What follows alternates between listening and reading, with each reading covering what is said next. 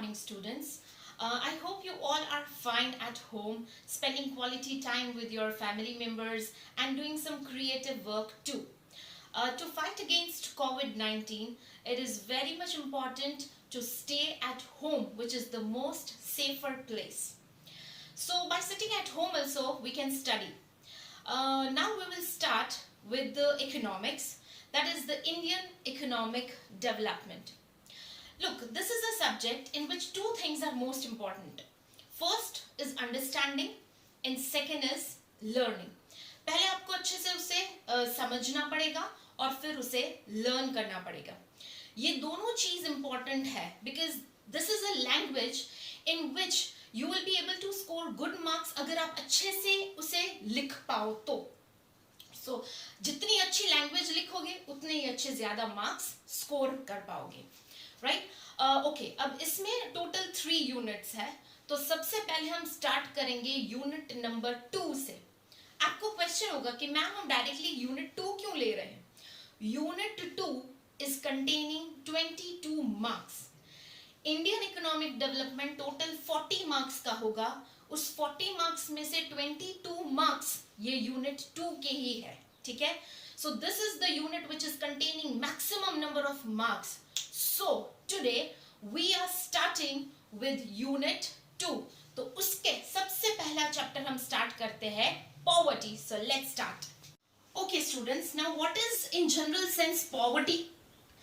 Poverty जैसे हम बोले कि ब्यूटी है तो ब्यूटी को हम एग्जैक्टली डिफाइन नहीं कर सकते. सपोज मैं बोलूं कि ये बंदी जो है वो बहुत ही ब्यूटीफुल है. मैडम कितनी ब्यूटीफुल है? 70% ब्यूटीफुल है, 80% ब्यूटीफुल है, 90% ब्यूटीफुल है. ये क्या बात हुई? हम ब्यूटी को एग्जैक्टली डिफाइन नहीं कर सकते.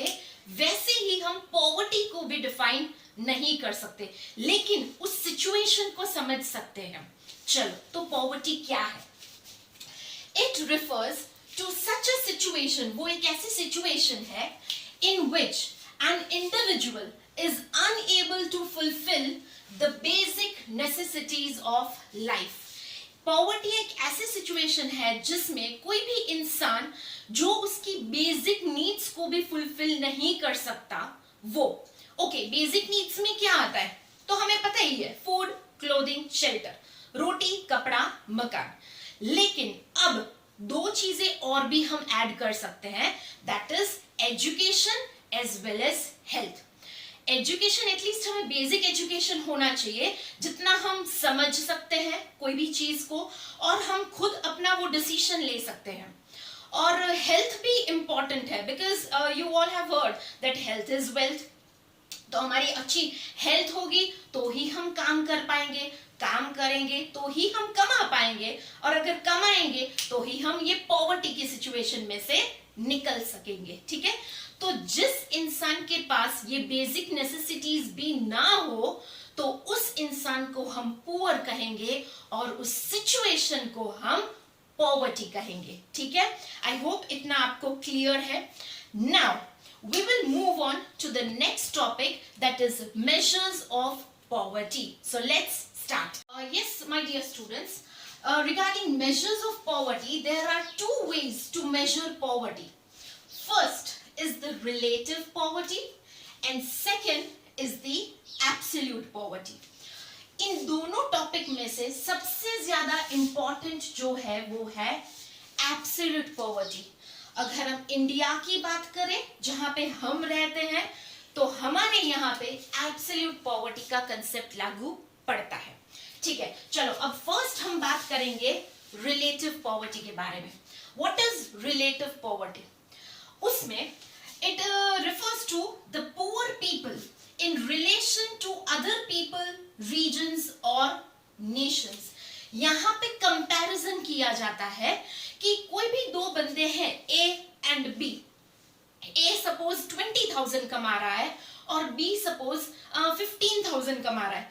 तो दोनों के कंपैरिजन में ए क्या कहलाएगा? रिच कहलाएगा, और बी क्या कहलाएगा? पुअर कहलाएगा. तो 2 बंदों के बीच में कंपैरिजन हुआ कि कौन रिच है और कौन पुअर है. चलो, बी वाला जो था वो पुअर था. उसके साथ हम सी को लेते हैं, वो सिर्फ 5,000 कमा रहा है. तो जब हम बी और सी को कंपेयर करेंगे तो बी रिच हो गया, पहले पुअर था ए के कंपैरिजन में, लेकिन अब सी के कंपैरिजन में वो क्या हो गया, रिच हो गया, and C will be treated as a poor person. ठीक है, तो इस रिलेटिव पॉवर्टी में कंपैरिजन आता है कि कौन किसके कंपैरिजन में रिच है और कौन पुअर है। जैसे हम पीपल की बात करते हैं वैसे रीजन वाइज भी कंपैरिजन किया जाता है और नेशन वाइज भी कंपेयर किया जाता है, जैसे इंडिया एंड यूएस। तो ये दोनों कंट्रीज को अगर हम कंपेयर करें, so India is comparatively poor than US. Well, here it compares inequality of income and asset ownership. यहाँ income और asset दोनों को लेकर कंपैरिजन किया जाता है कि कौन ज्यादा रिच है और कौन ज्यादा पुअर है। मेरे पास बाइसिकल है और मेरी फ्रेंड के पास एक्टिवा है, अगर दोनों को मैं कंपेयर करूंगी तो I will be considered as poor and my friend will be considered as rich. अगर मेरी फ्रेंड को कंपेयर करें सपोज किसी और तीसरे बंदे के साथ, उसके पास 4 व्हीलर है, गाड़ी है, तो मेरी फ्रेंड क्या हो जाएगी, पुअर कहलाएगी, और वो गाड़ी वाला जो बंदा है वो कहलाएगा rich person. So I hope you are totally clear with the concept of relative poverty. Clear?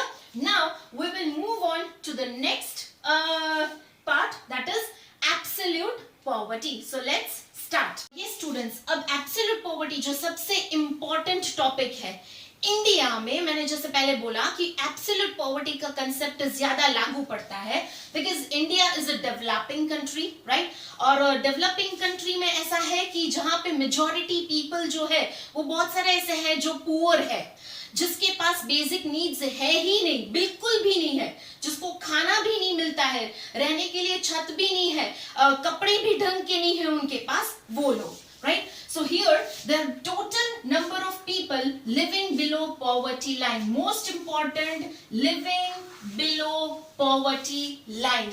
हमें यहाँ पे देखना है कि कितने इंसान है जो below poverty line रहते हैं, वो सारे क्या कहलाएंगे, absolute poverty के कंसेप्ट में आ जाएंगे।